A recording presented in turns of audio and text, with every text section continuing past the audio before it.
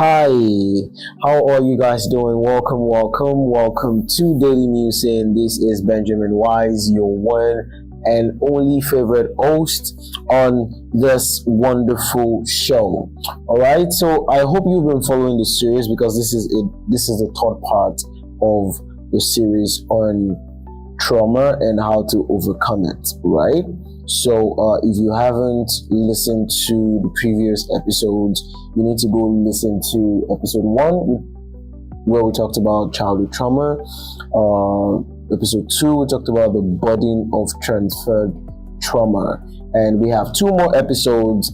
Episode 3, there's going to be talking about overcoming trauma as a whole. And we're going to touch a little bit about severe trauma. And the last episode is going to be talking about the practical steps for healing and addressing harmful behavior. So today we are going to be talking about how you can overcome severe trauma. All right. So what exactly do we categorize as severe trauma? Right. In the previous episode, just go back to episode 1. Episode 1, I gave an elaborate detail on childhood trauma, and in episode 2, I talked about transferred trauma. Right. So severe trauma is it can be likened to an insurmountable mountain. Like it's something that you think that you might not be able to get over. Right. So what that does is it casts a long and a dark shadow over every aspect of your life, and it can affect the major part of your life. Even it can affect your functioning, it can affect your effectiveness, it can affect everything you want to actually be, right? And some of these things could stem from a prolonged abuse, it could stem from war, it could stem from severe accidents or some other horrific or harrowing experiences, right? So these events or experiences make the impact profound and enduring. So it gives it some form of longevity, right? So severe trauma is a scenario where you have this deep distressing experiences that has long-lasting effect on your mental, emotional, and physical well-being, right? So for you to understand the breadth of severe trauma, let me give a certain example so you can get a proper picture of what I'm talking about, right? An example is a soldier who's returning from war, who have witnessed the death of his or comrades and faced life-threatening situation. I'm sure a lot of us have watched war movies.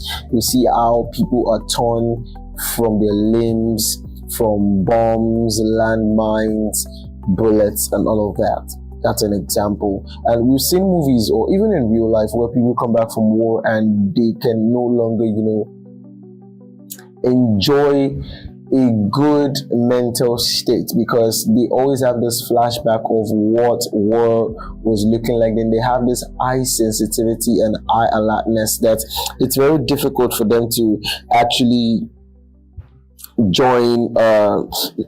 It's very difficult for them to enjoy the normal life because they're used to living in that war zone.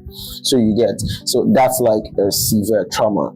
Right? Another example is somebody who has survived a prolonged domestic abuse.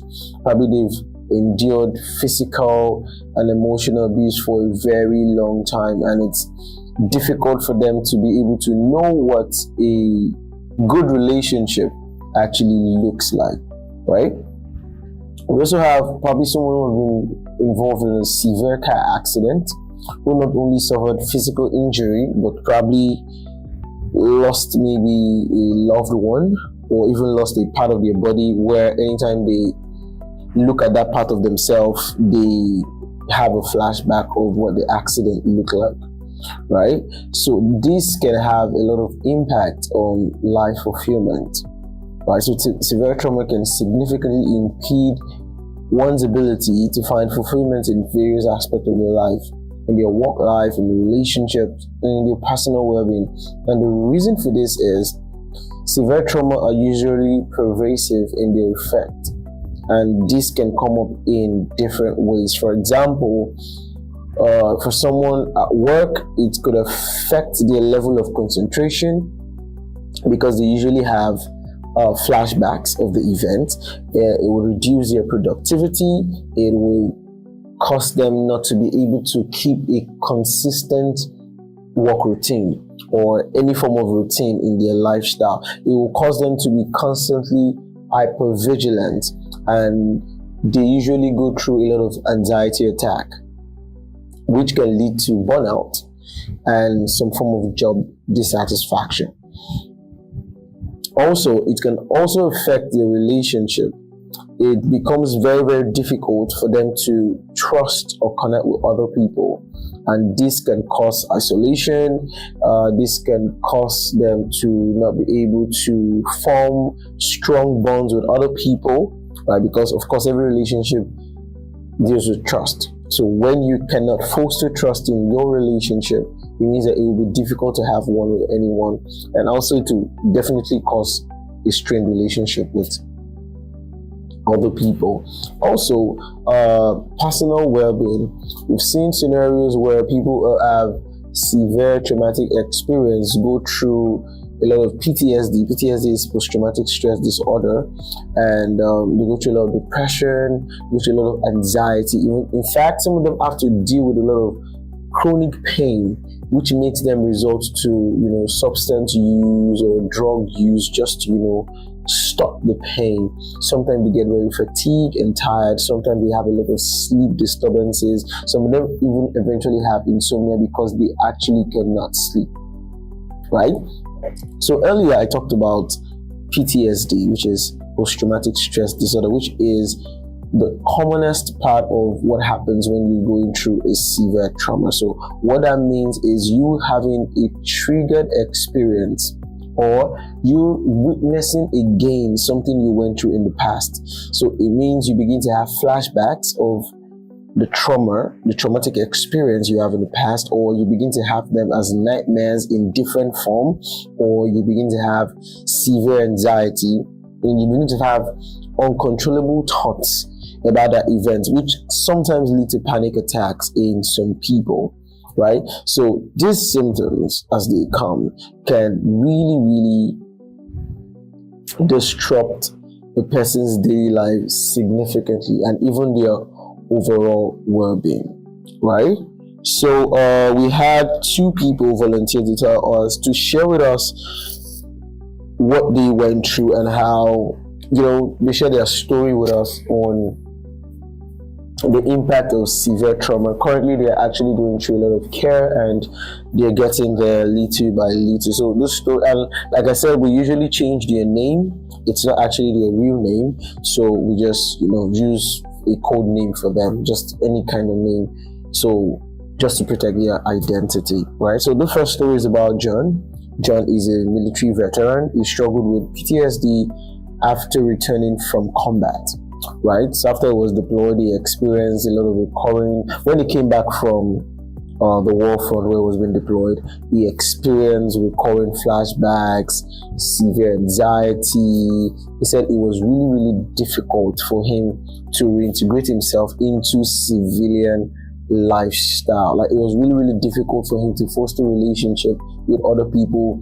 When he was really out and he heard maybe a gunshot or a balloon pop, or a scenario where the tire of a car burst, it throws him into hypervigilance to make him think like he is in the war zone again. He says sometimes he goes into panic attack or some form of anxiety shock.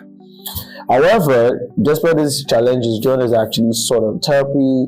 He has found some support for himself, and he is gradually finding ways to manage his symptoms and regain a sense of normalcy. Yes, we're really happy for John that he is really, really getting better than what it used to be like, right? Another example is from Lisa. Lisa is a survivor of domestic violence, right? She had endured this for years, and I think the reason was because Lisa didn't really have much of a family, and this person who took her in was someone who was our family, and it was really difficult for her at the time because she was broken and she was helpless, right? So she gave her all to him because she felt that was what she was supposed to do for someone who had helped her at some point and some stage in her life. But eventually she was manipulated emotionally, physically, in all ramifications, and it was really, really difficult for her because she didn't have friends and she didn't really know where to go to. But eventually,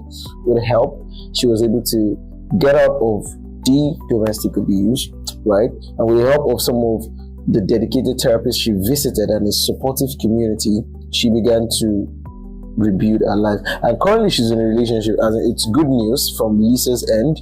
Like, she has learned to trust again, she has established healthy boundaries, she's currently in a relationship, and now she's also part of the community that advocates for similar traumas, and she's doing really, really great.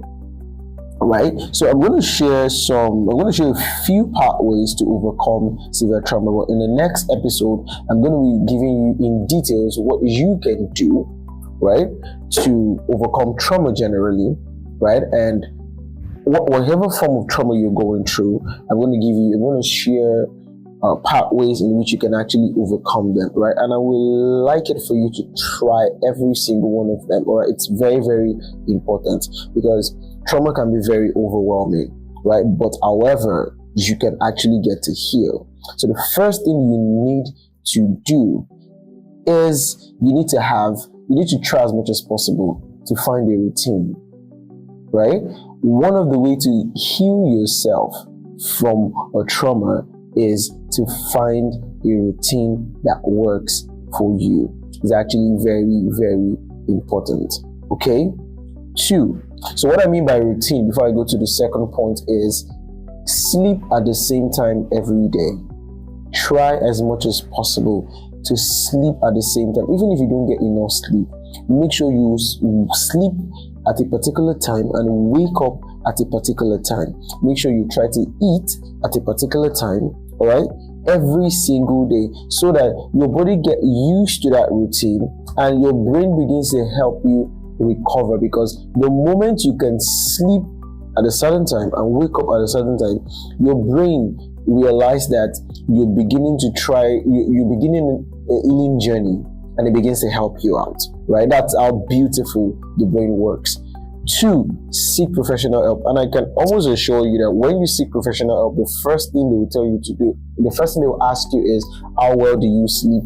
How well do you eat? Because those things are very, very important. However, seek professional help, right? If you're worried about maybe payment of therapy and all of that, you can go to government hospital where HMO covers that, or you can visit some of these mental health NGOs, right? You can visit them. Some of them do these things for free, right? You can visit them and they can actually give you 1 or 2 sessions for free and help you out. This can be very, very effective in addressing the traumatic situation, right? And 3, you need to build a support system, right? You need to surround yourself with people that support you. You need to surround yourself with people that understand you. It is very, very important. This could be friends, this could be support groups, this could be online communities, people that will not stigmatize you for what discriminate you for what you're going through, right? 4 is self-care practices, right? Like I said earlier in the first point, create a routine, right? Part of those routine is sleeping at a certain time and waking up at a certain time. Also, you need to care for yourself. Meditation, exercises. When you wake up in the morning, just go for a run, right? Just go for a run and come back, move your body, exercise, meditate, read a book, do things that make you very, very mindful. These are the things that can help you manage your stress and promote emotional well-being. All right. 5, education and awareness. Read about these things, right? Go online, read books. It's very, very important. It can actually help out. Really, just educate yourself on trauma responses and coping mechanisms that can be incredibly beneficial. But don't worry, in our next episode, I'm going to give you some of these tips on what to do and how to do. So I will do the education and awareness for you in the next episode. All right. So yes, and the final one, which I would like you to do for yourself, is be patient and compassionate with yourself.